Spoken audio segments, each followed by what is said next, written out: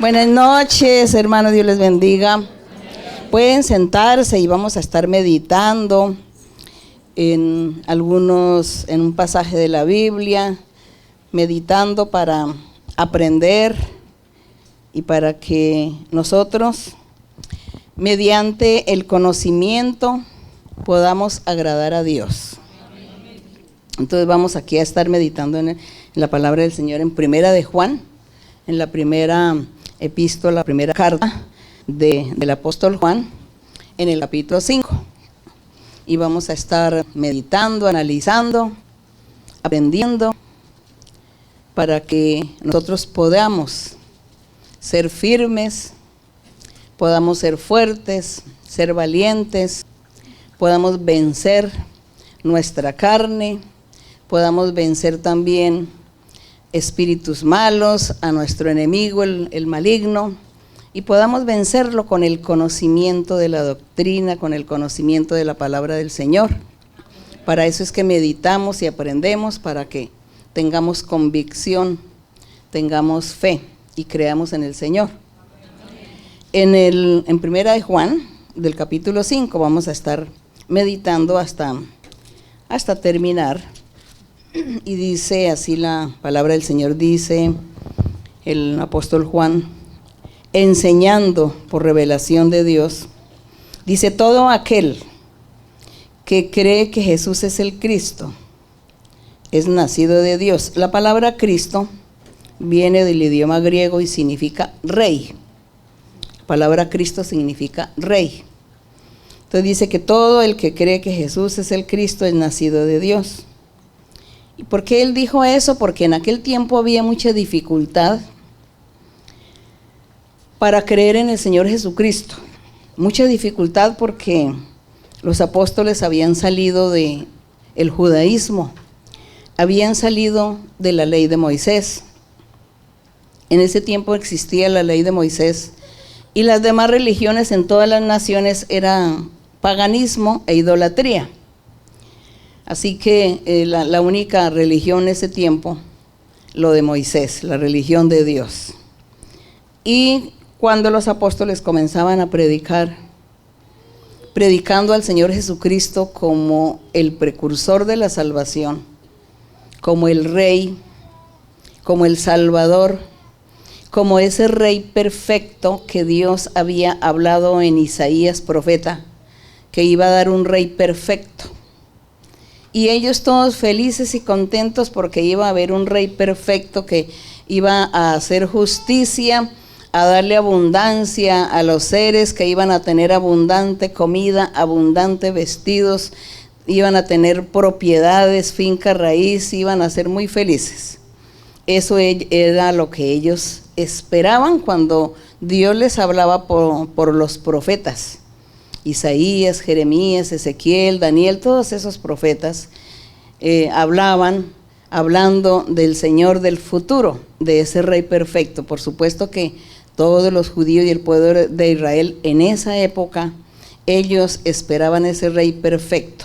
Ellos habían visto que todos los reyes que habían pasado, ninguno había alcanzado a hacer la voluntad de Dios, ni había logrado darle la felicidad al pueblo, ni la abundancia que ellos esperaban. Ellos todo lo interpretaban que era físico, que era material.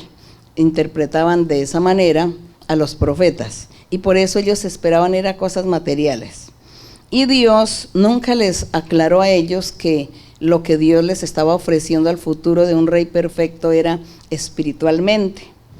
Así que cuando el Señor Jesucristo estuvo predicando en la tierra, pues Él hablaba: mi reino no es reino de este mundo. Por supuesto que ellos se enojaron porque eso no era lo que esperaban, eso no era lo que querían. Y el Señor decía: mi reino no es de este mundo.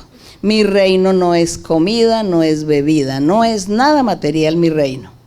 Así que el que quiera entrar en el reino de los cielos tiene que convertirse a Dios de corazón y cumplir todos los mandamientos del Señor para que así pueda tener comunión con Dios. Entonces el Señor Jesucristo enseñaba todo esto y ellos se desilusionaron mucho.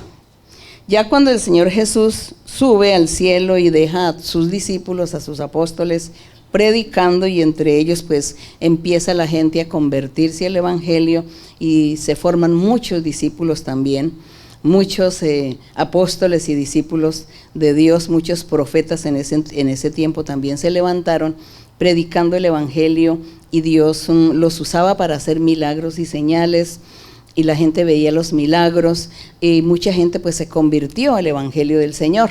Pero ahí comenzó la lucha, porque ya el enemigo, el diablo, comenzó también a poner discordia, divisiones y envidia, ambiciones. El diablo comenzó a meterse en la gente ambiciosa, en la gente que no era recta ni sincera con Dios. Comenzó el diablo a entrar en los corazones de estas personas, y comienza la lucha ahí con lo verdadero de Dios, y el diablo engañar también a la gente. Y engañaba a aquellos incautos que no eran sinceros. Entonces los engañaba, y ellos pues seguían ya un camino diferente, diciendo somos cristianos, diciendo yo creo en Cristo, pero estaban haciendo su vida a su manera. Su vida de pecado la siguieron, su vida de idolatrías la siguieron. Y es así como el apóstol Juan aquí, él lucha enseñándole a la iglesia que había que creer que Jesús era ese rey que Dios había enviado, que Jesús era ese Cristo, y no como ellos estaban esperando, porque ellos ya dijeron, no, Jesús fue un hombre común y corriente, él fue un hombre corriente, él murió, y ahora dicen que resucitó. No quisieron creer que el Señor había resucitado. Dijeron que los apóstoles le habían pagado a un poco de personas para que testificaran que habían visto al Señor resucitado, y que eso era mentira. Bueno, ellos se valieron de muchas justificaciones para no creer en el Señor, para no seguir el evangelio, sino seguir en su vida de pecado, en su vida materialista. Lo que ellos aparentemente hacían era aparentando que estaban cumpliendo la ley de Moisés, pero era mentira. Ellos nunca estuvieron cumpliendo la ley de Moisés conforme Dios le había ordenado a Moisés. Entonces ellos buscaban su justificación. Entonces por eso que aquí el apóstol les dice, todo aquel que cree que Jesús es el Cristo es nacido de Dios, porque no todos estaban creyendo. Los demás decían, Jesucristo fue un hombre corriente. Y él les dice, no, Jesucristo es el Cristo, él es el Rey, él es el Mesías, el que Dios envió para salvar la humanidad, él es el Hijo de Dios, hay que creer. Entonces había gente que sí creía, entonces dice, los que han creído y han aceptado son nacidos de Dios, es decir, Dios se lo reveló. Dios está con esos corazones y les reveló que el Señor Jesús sí era el Rey, era el Salvador. Y dice, esto es de parte de Dios. Y los que no creen, pues son los necios, los rebeldes, los hipócritas, que no quieren someterse a la voluntad del Señor. Y dice, y todo aquel que ama al que engendró, ama también al que ha sido engendrado. Es decir, todo aquel que ama a Dios, el Padre, que fue el que engendró a Cristo, dice, ama también al que ha sido engendrado, es decir, a Cristo Jesús. Y todo eso viene, ¿qué? De parte de Dios. Nosotros podemos decir hoy que Dios nos ha convencido a nosotros que verdaderamente el Señor Jesucristo es Dios. Porque las obras que el Señor Jesús dejó en la Biblia, nosotros las vemos hoy en día en nuestras vidas y en la vida de mucha gente. La paz, la felicidad, la tranquilidad, el cambio de vida, la transformación que nosotros experimentamos, viene del Señor, viene de Dios. Entonces, por eso nosotros podemos decir que Dios ha estado con nosotros, que Dios ha venido a nuestro corazón para que creamos. Así que le damos gracias al Señor por ello. Y en el verso número 2, pues ayúdenme a leer para que así ustedes puedan entender también el 2.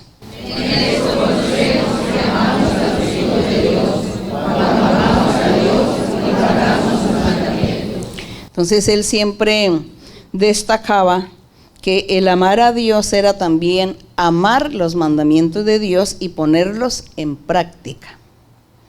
Y nosotros pues ya sabemos los mandamientos de Dios. Ya sabemos que dice que el primero que ame a Dios sobre todas las cosas, que el segundo ame a su prójimo como, así como ama a Dios, ame a su prójimo como a sí mismo, que honre a sus padres, que no hurte, que no cometa adulterios, fornicación, que no sea envidioso deseando lo de los demás, quitándole a los demás, que no haya rencores, enojos, orgullo en su corazón, envidias, mentira, engaños, que no haya eso. Cuando nosotros estamos dejando todo eso, decimos que estamos cumpliendo ¿qué? Los mandamientos del Señor. ¿Por qué? Porque amamos a Dios. ¿Por qué? Porque Dios ha venido a nuestro corazón. Y aquí en el verso número 3 dice, pues este es el amor a Dios, que guardemos o que pongamos en práctica sus mandamientos, y sus mandamientos no son tan difíciles, no son difíciles de cumplir. ¿Por qué será que no son difíciles de cumplir los mandamientos del Señor? ¿Por qué será? Bueno, amamos a Dios. ¿Y qué pasa? ¿Por qué no es difícil? ¿Quién nos estará ayudando? No son difíciles es porque Dios mismo nos está ayudando a nosotros a cumplir esos mandamientos, a hacer esos mandamientos. ¿Y por qué? Porque hemos sido ¿qué? Sinceros, ¿no? Porque en nosotros ha habido sinceridad y deseo de servir y agradar a Dios. Por eso Él nos está ayudando. Y por eso podemos decir, no es difícil cumplir los mandamientos del Señor. Y en el verso 4, lean ustedes.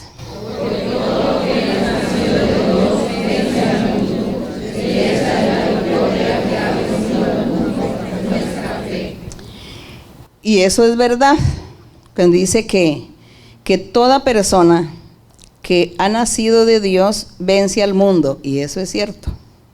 El que nace de Dios es porque fue sincero, y si fue sincero, Dios le ayuda, viene a vivir en su corazón, en su vida, lo ayuda, lo transforma, lo cambia, le quita el apetito de lo pecaminoso, y entonces la persona vence al mundo, es decir, vence el pecado.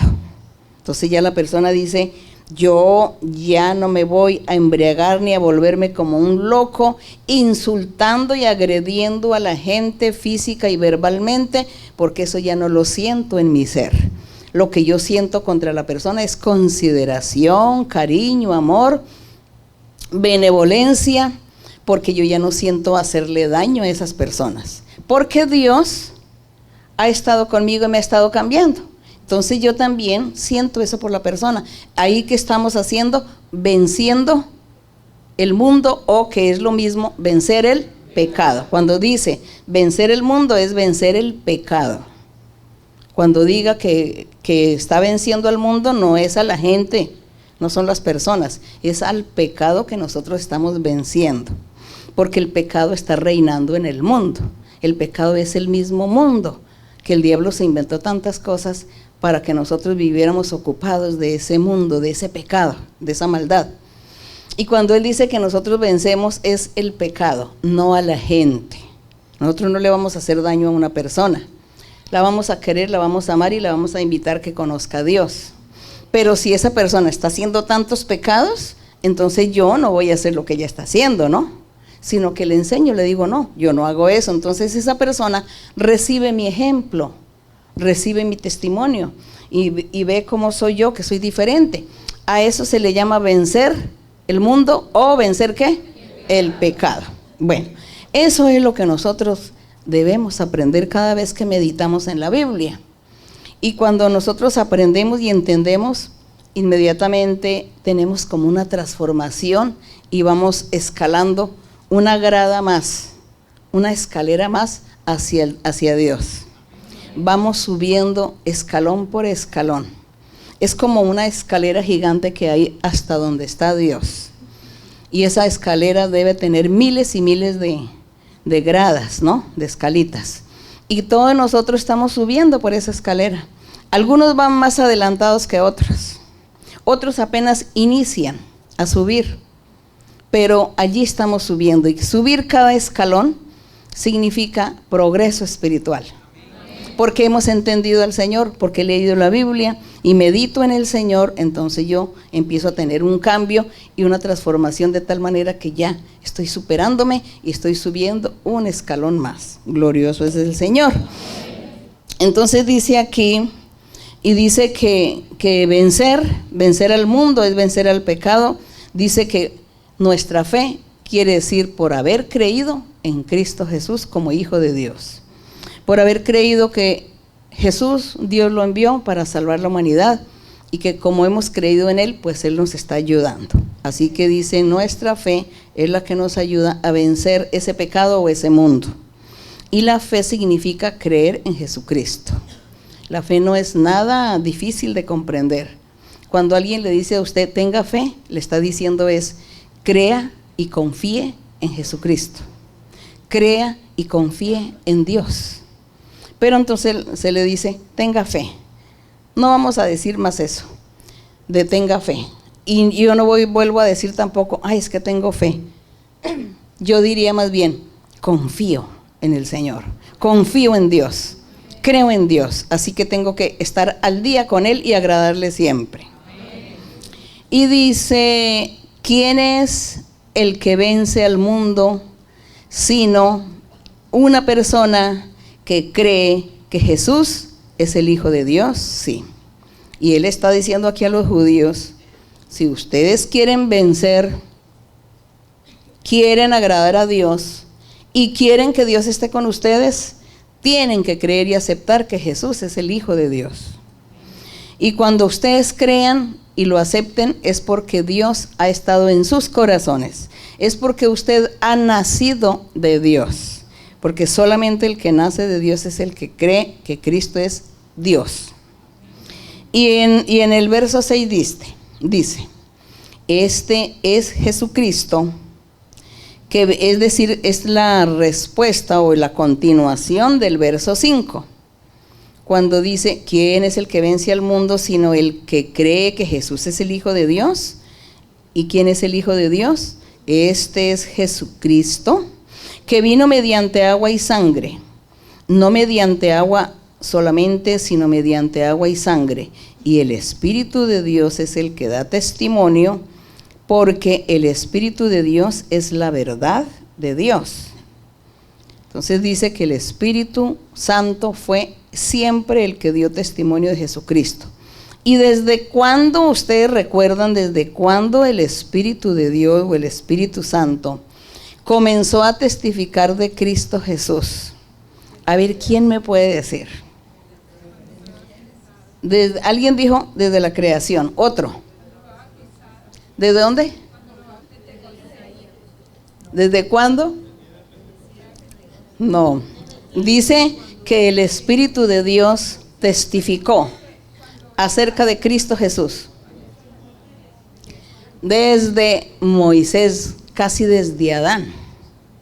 Desde Adán está el Espíritu Santo enseñándole a toda esa gente. A Moisés Dios le dijo, después de ti yo voy a levantar otro profeta como tú. No han leído la Biblia. Tarea, ponerse a leer la Biblia. Lean la Biblia. Si ustedes quieren triunfar, agradar a Dios y recibir bendiciones de Dios, hay que leer la Biblia. Entonces cuando lean, ustedes van a encontrar cuando Dios le dijo a Moisés, en los postreros días, en el futuro, yo voy a levantar otro profeta como tú. Y él me será fiel, y él hará mi voluntad, y me va a ser fiel. Se estaba refiriendo a Cristo Jesús. Y después vemos cómo el ángel de Jehová, que habla la Biblia, estuvo con el pueblo de Israel en la antigüedad. El ángel de Jehová se manifestaba para bien y para mal al pueblo. Ahí estaba el Señor Jesucristo.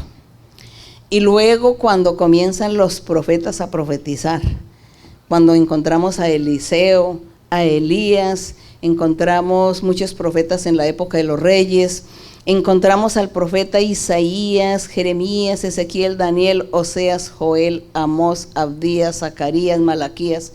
Todos esos profetas hablaron ¿de quién? Del Señor Jesucristo. ¿Y quién era el que hablaba por la boca de los profetas? El Espíritu Santo o el Espíritu de Dios. Por eso dice aquí que el Espíritu de Dios siempre estuvo testificando, dando testimonio de Cristo Jesús. Que Él era el Rey, el Salvador, que Él era el único camino que lleva a vida eterna, que Él era el Hijo de Dios. Bueno, ya les refresqué un poquito el entendimiento o la memoria, porque quizá lo habían leído y no caían en la cuenta ustedes. El Espíritu de Dios hablando a través de sus profetas, que vendría el Salvador, que Cristo Jesús estaría con nosotros. Y aquí dice, vino mediante agua y sangre. Este es Jesucristo, vino mediante agua y sangre. Y el Espíritu de Dios es el que da testimonio. Ahora sí ya saben, ¿no? ¿Cómo fue que dio testimonio, no? A través de todos los profetas, empezando desde Moisés. Dice, porque el Espíritu Santo, el Espíritu de Dios es la verdad. Y dice, porque 3 son los que dan testimonio en el cielo: el Padre, el Verbo que es el Hijo, y el Espíritu Santo. Dice que en el cielo dan testimonio acerca de Jesucristo, el Padre, el Verbo y el Espíritu Santo. Es lo mismo, dice, estos 3 son uno. Y en la tierra, dice en el verso 8, y 3 son los que dan testimonio en la tierra: el Espíritu Santo, el agua y la sangre. Y estos 3 concuerdan. Entonces aquí diremos, bueno, el Espíritu Santo ya usted lo entiende, ¿no? Qué fácil es. 3 son los que dan testimonio en la tierra: el agua y la sangre. El agua es la palabra del Evangelio que Cristo mismo empezó a predicar cuando estuvo en la tierra. El Señor Jesús predicó. Juan el Bautista primero dio testimonio a través del Espíritu Santo, o el Espíritu de Dios tomó a Juan el Bautista y empezó a predicar: arrepiéntanse porque el reino de los cielos se ha acercado. Arrepiéntanse porque detrás de mí viene el uno que los va a bautizar en fuego. Yo no soy digno de desatar el calzado de sus zapatos, porque Él es el que ha de venir, Él es el precursor, el Salvador, y ustedes tienen que estar arrepentidos, creer en Él cuando Él aparezca. Estaba testificando el Espíritu Santo por boca de Juan el Bautista acerca de el Señor Jesucristo. Entonces ahí está ese testimonio del Espíritu Santo, del Espíritu de Dios. Y luego cuando el Señor Jesús aparece y comienza a predicar y a decir, el reino de los cielos es semejante a la sal, semejante a la luz, semejante al tesoro escondido, el Señor de una u otra forma predicaba. Y decía el Señor Jesús, le decía a la samaritana, yo soy el agua de vida, el que de mí bebe no tendrá sed jamás. Eso, ¿sí se acuerdan haber leído eso? Cuando la samaritana decía, Señor, el Señor le dice a la samaritana, dame de esa agua porque tengo sed, y ella dice, pero no podemos sacar el agua. Y el Señor le dice, es que el agua que yo ofrezco es un agua que quita la sed para siempre. Y ella dice, ay Señor, dame de esa agua. Ella pensaba que era algo físico. Dame de esa agua para yo no volver a tener sed, ni venir a este pozo a sacar el agua. Y el Señor le dice, es que yo soy el agua de vida. El que de mí bebe no va a tener sed jamás. Estaba hablando de ¿qué? De la vida espiritual, hablando que había que creer en Cristo Jesús porque Él era el agua de vida que llevaba a vida eterna. Entonces la palabra, el mismo Señor Jesús, con su palabra que Él predicó y con decirle a la gente, crean en mí, acépteme que yo soy hijo de Dios, acépteme que yo soy el camino que lleva a la vida eterna, si usted cree en mí, eso se llamaba el agua de vida. Ese era el agua. Y el Señor predicó 3 años enseñando, y eso era ¿qué? El agua de vida. Y también habla de ¿qué más qué? El que dan testimonio en la tierra. Y la sangre. La sangre se estaba refiriendo al Señor Jesús como ser humano, porque el Señor era el Hijo de Dios, el mismo Dios que se volvió humano por un tiempo. Y esa parte humana tenía que padecer la cruz del Calvario y sufrir y derramar su sangre. Entonces Él como ser humano derramó su sangre para salvar a la gente, para sellar el pacto con el Padre, y por eso dice que la sangre dio testimonio de Jesucristo, que Él era el único camino que llevaba a la vida eterna. Entonces ya les queda claro a ustedes cuando dice que 3 son los que dan testimonio en la tierra: el Espíritu de Dios, el agua que era la palabra del Evangelio, el mismo Cristo, y la sangre que Él derrama en la cruz, y siendo Él como humano, también sufrió y derramó su sangre. Eso se cumplió, eso sucedió porque la palabra profética, con los profetas de la antigüedad, habían profetizado estas cosas, que el Salvador vendría y que Él tendría que ser crucificado, pero que al tercer día resucitaría. Eso lo decían los profetas. Así que eso se cumplió. Y por eso dice que en la tierra estos 3 daban testimonio de Cristo Jesús. Así que el apóstol Juan, y lean ustedes el verso 8.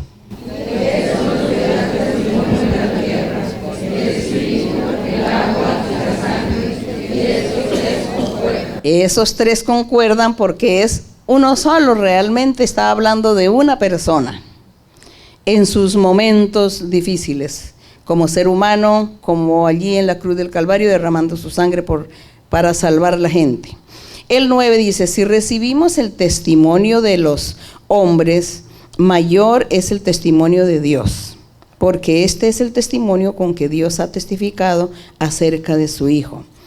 El que cree en el Hijo de Dios tiene el testimonio en sí mismo, y el que no cree a Dios le ha hecho mentiroso, porque no ha creído en el testimonio que Dios ha dado acerca de su Hijo. Aquí el Señor Juan criticó mucho a los judíos de esa época, porque ellos no querían creer en Jesucristo como el Hijo de Dios. Entonces Él dice que al no creer hicieron a Dios mentiroso, y ellos pues siguieron en su mismo pecado. En el verso 11 dice: y este es el testimonio, que Dios nos ha dado vida eterna, y esta vida está en Cristo Jesús. El 12, pueden leer.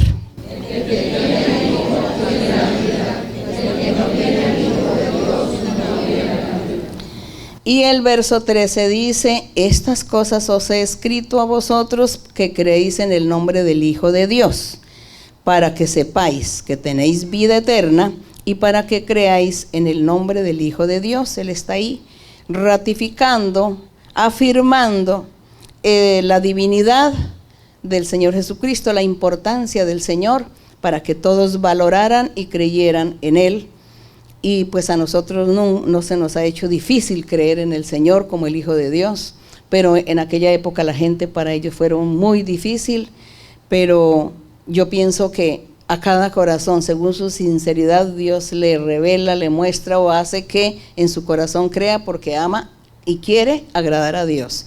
El que quiere agradar a Dios, Dios le da, y Dios le enseña, y Dios viene a su corazón para que la persona crea, confíe y disfrute de las bendiciones del Señor. En el verso 14 dice: y esta es la confianza que tenemos en Cristo, que si pedimos alguna cosa conforme a su voluntad, Él nos oye. Y si sabemos que Él nos oye en cualquiera cosa que pidamos, sabemos que tenemos las peticiones que le hayamos hecho. Entonces, estas son las promesas que Dios nos da, que nosotros podemos hacerle las peticiones al Señor porque hemos creído, y confiar y esperar que Dios nos está escuchando, y que Él, en el momento que nos convenga, en el momento que Dios quiera, pues nos bendecirá. Lean el verso 16.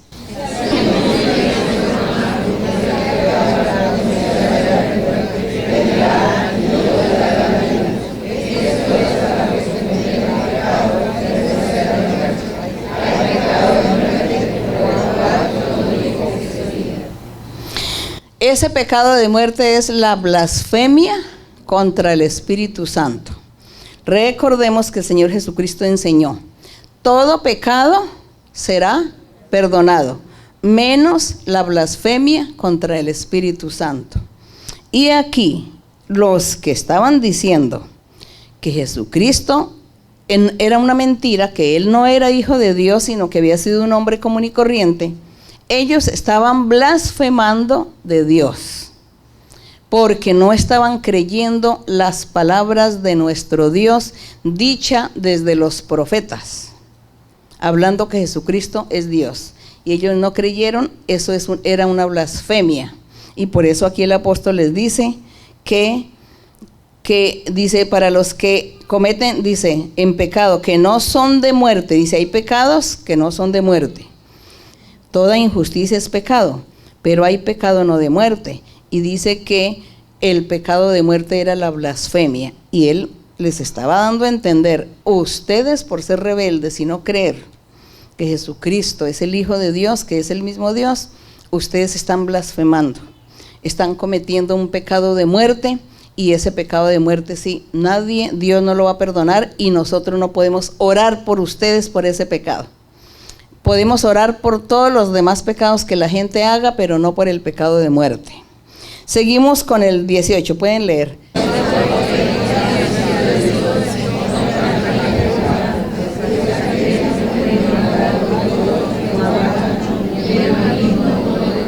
Bien, entonces en este verso, aparentemente sencillísimo, pero dice, sabemos que todo aquel, o toda persona, hombre o mujer, que ha nacido de Dios, nacer de Dios es cuando Dios entra a morar en el corazón de un hombre o una mujer.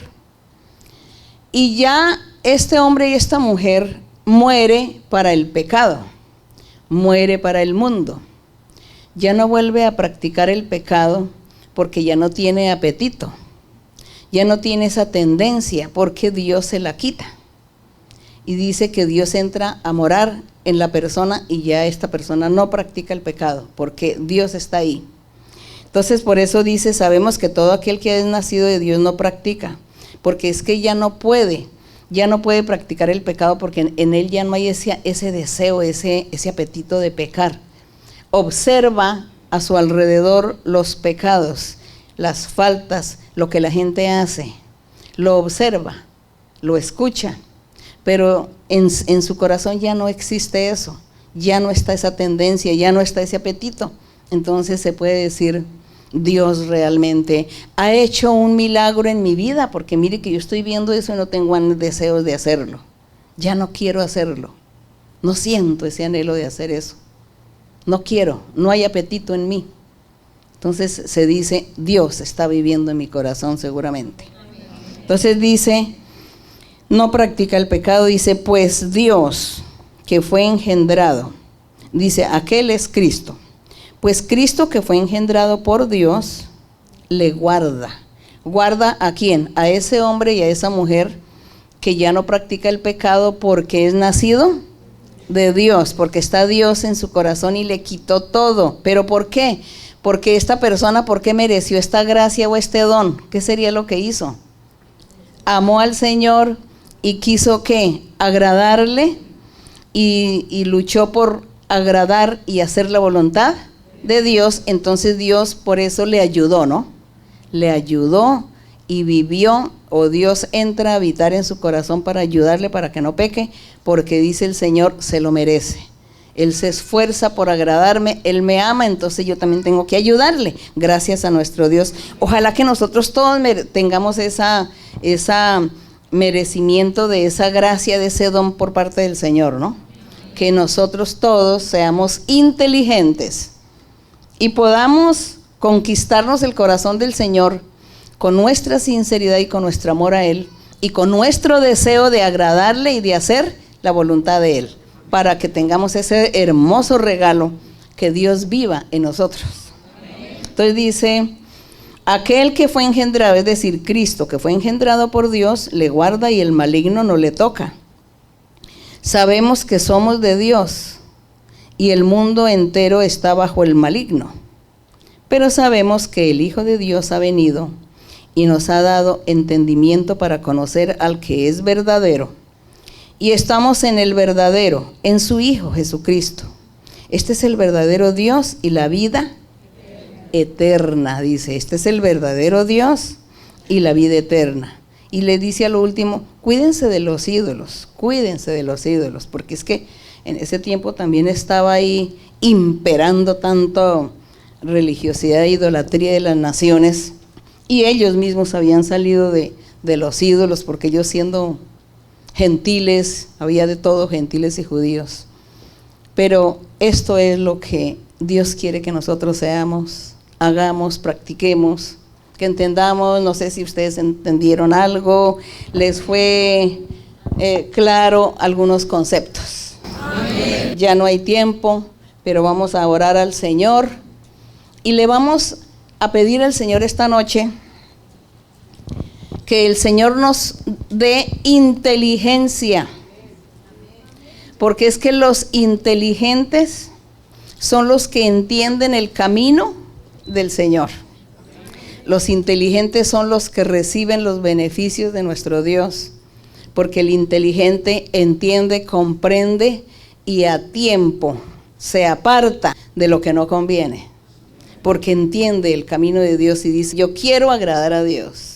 Entonces, la vida eterna, la salvación, los privilegios que el ser humano pueda tener con Dios es para los inteligentes. Y hoy le vamos a decir al Señor que nos haga inteligentes y que podamos nosotros agradarle para que Él viva en nuestro corazón, more en nosotros. Vamos a estar orando. Pero cantémosle al Señor un coro antes. Cantémosle un coro al Señor. ¿Ustedes qué coro desearían que le cantáramos al Señor? Bueno, la iglesia es tuya. Vamos a cantar La iglesia es tuya. El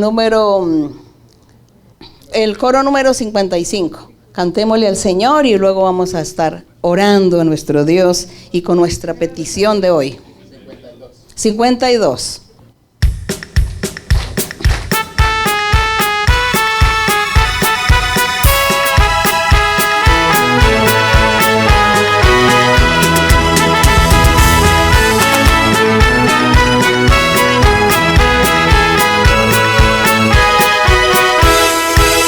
La iglesia es tuya, Señor, te pedimos, tu santa presencia queremos tener.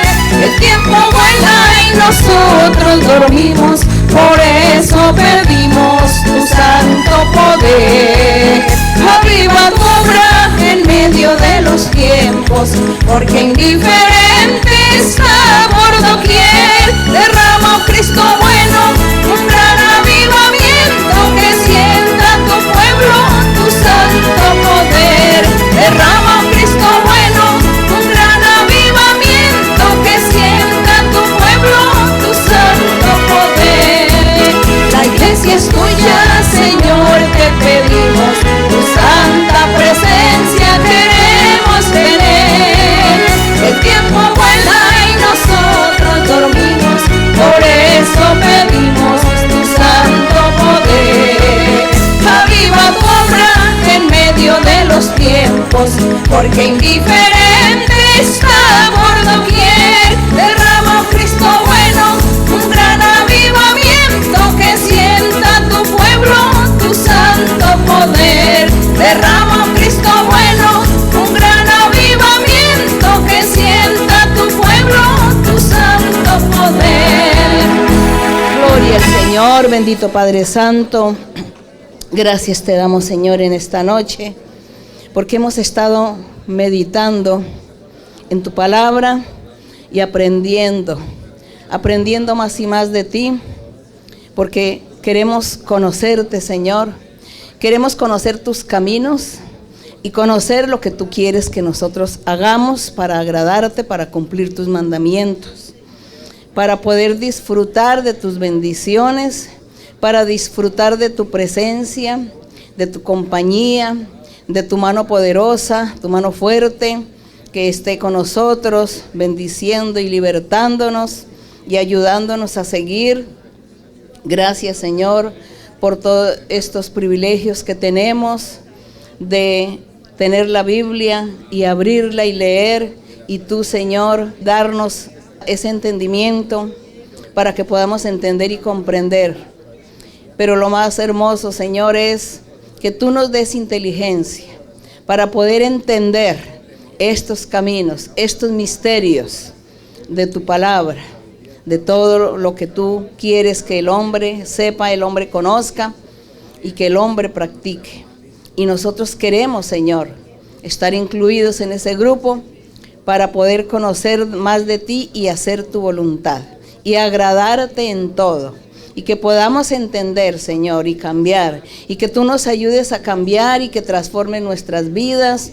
Que nos des alegría, gozo, que nos des inteligencia, conocimiento, que nos des sabiduría, prudencia en todos nuestros caminos para agradarte, para hacer tu voluntad y para amar también a los nuestros, amar a nuestro prójimo, a amar a los seres y poder nosotros compartir y enseñar a las personas y guiarlos por este camino de la rectitud.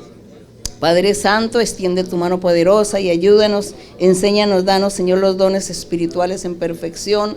Úsanos, Señor, en tus caminos, danos discernimiento y ayúdanos, Señor, para entender y comprender y para ayudar a las personas que están aquí en esta vía de conocer tus caminos y aún los que no han llegado, que nosotros podamos, Señor, enseñarles, que podamos llevarlos, conducirlos, Señor, a tu reino. Gracias, mi Señor, gracias, mi Padre, y en esta noche también te pido, Señor, que extiendas tu mano poderosa sobre los hermanos y hermanas que están enfermos, los niños que estén enfermos, los que tengan enfermedades terminales, y te pido que tú hagas milagros y señales y tú seas escuchando sus oraciones, mirando sus necesidades y concediendo sus peticiones, sus anhelos, y que tú seas sanando y libertando, rompiendo cadenas, ataduras, ligaduras del maligno, y que tú seas libertando, dando gozo y alegría y felicidad y prosperidad. A cada uno dale tu bendición, Señor. A cada uno, Señor, tú imponiendo tus manos poderosas en cada persona, cada hombre, cada mujer, niños, que tú les bendigas, les limpies, les libertes, mi Señor. Gracias, mi Padre. Te lo pedimos, Señor, en el nombre glorioso de Cristo Jesús, tu Hijo amado. Gracias, mi Señor. Toma por favor mi mano, Señor, contigo quiero ir.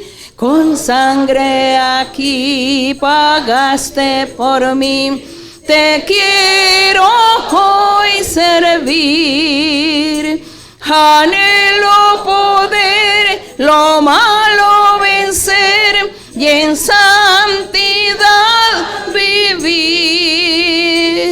Toma por favor mi mano, Señor, contigo quiero ir. Toma por favor mi mano, Señor, contigo quiero ir. Con sangre aquí pagaste por mí, te quiero hoy servir. Anhelo poder lo malo vencer y en santidad vivir. Toma por favor mi mano, Señor, contigo quiero ir. Gracias, Señor. Gracias, Padre Santo. En el nombre de Cristo Jesús, tu Hijo amado. La honra y la gloria sea para nuestro Dios. Bendito el nombre del Señor. Muchas gracias, hermanos. Dios les bendiga grandemente. Los lleve con bien a sus lugares. Que los guarde y los proteja siempre. Que los tenga Dios en su mano poderosa. Dios les bendiga.